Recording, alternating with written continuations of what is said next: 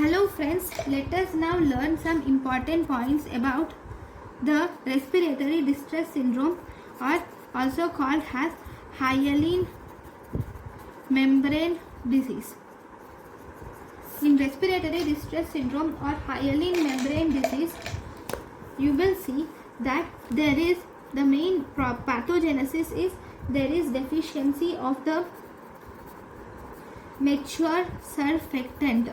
Okay, this surfactant, mature surfactant, actually it begins in the fetal lungs at 20 weeks of gestation. It begins at 20 weeks of gestation and it appears in the amniotic fluid of the fetus at 28 to 32 weeks of gestation.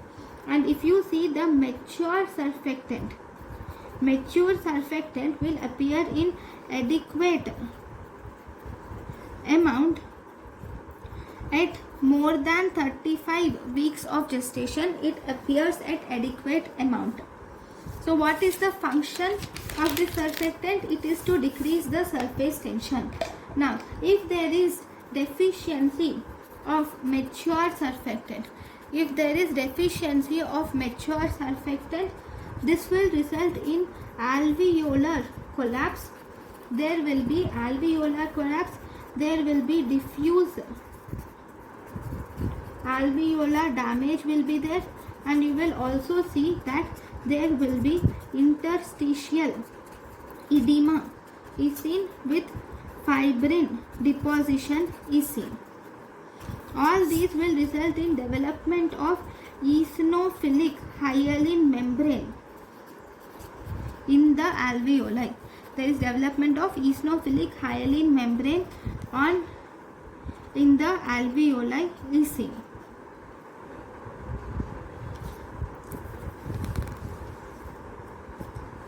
So how are you going to diagnose it? The main clinical features are: it is most common in preterm infants who is less than 35 weeks of gestation with respiratory distress with the following chest X-ray findings. What are the chest X-ray findings? You will see that there will be haziness. There will be haziness or ground glassing. Ground glass haziness will be present in the lungs, and you will see presence of air bronchogram will be seen in the X-ray, and then you will see presence of reticulonodular or reticulogranular appearance is seen. Reticulonodular or reticulogranular appearance is seen, and you will also see features of lung collapse are seen. So these are the main clinical features of X-ray features of respiratory distress syndrome. Then how are you going to diagnose it? Diagnosis is by you can do a chest X-ray, and you can see you can also detect the surfactant in amniotic fluid. How are you going to detect the surfactant in amniotic fluid? First you can do lecithin is to sphingomyelin. This is lecithin is to, you can do lecithin is to sphingomyelin. Ratio is done more than 2:1. This will show mature surfactant. Okay, then you can also do phosphatidyl glycerol level can be estimated, and then you can also do Nile blue sulfatase test can be done. In Nile blue sulfatase test, this will detect the lung maturity. Then you can do shake test. In this shake test, you will take the mature surfactant in the test tube and you will try to shake it. If more than or equal to one complete ring of bubbles are formed on the surface, if more than one complete ring of bubbles are formed on the surface, then it is mature surfactant.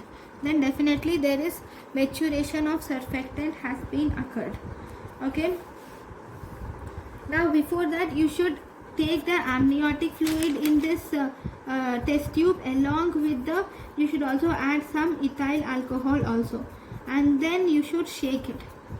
Then if you find the complete ring of bubbles on the surface, then it is mature surfactant.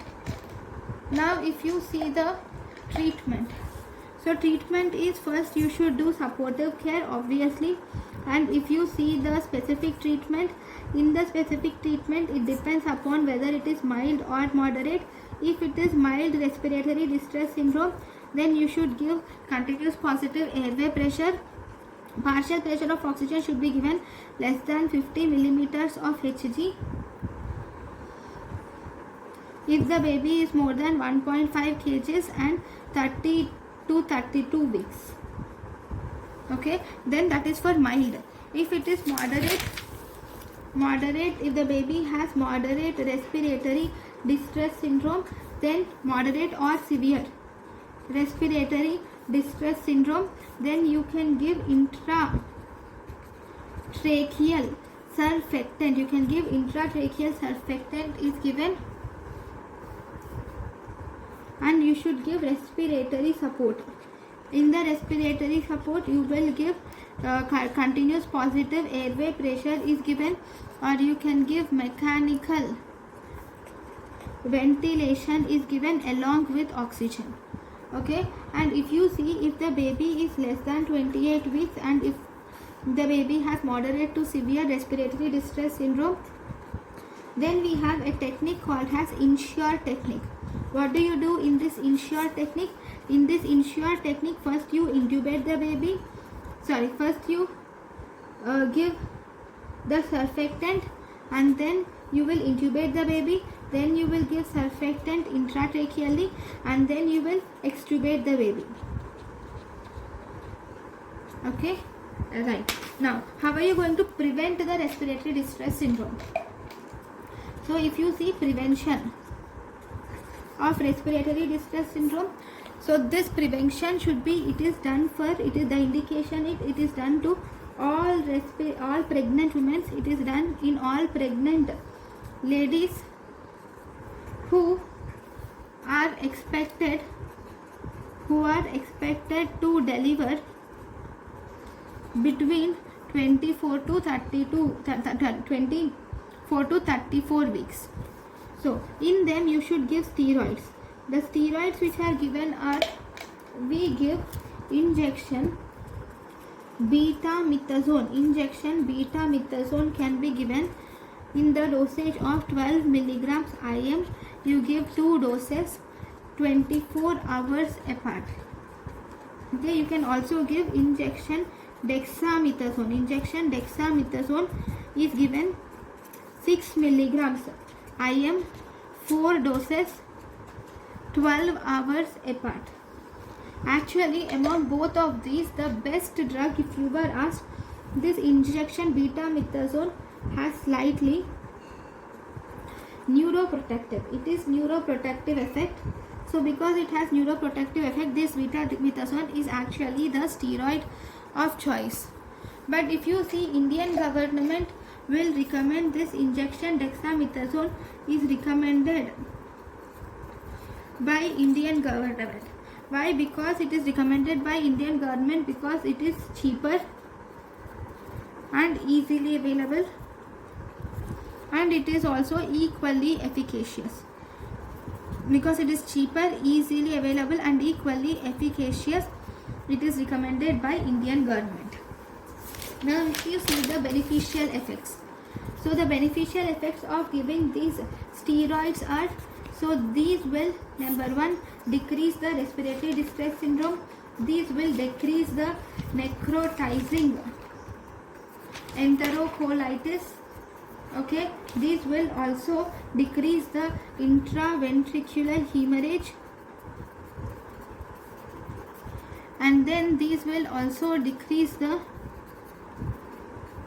neonatal mortality.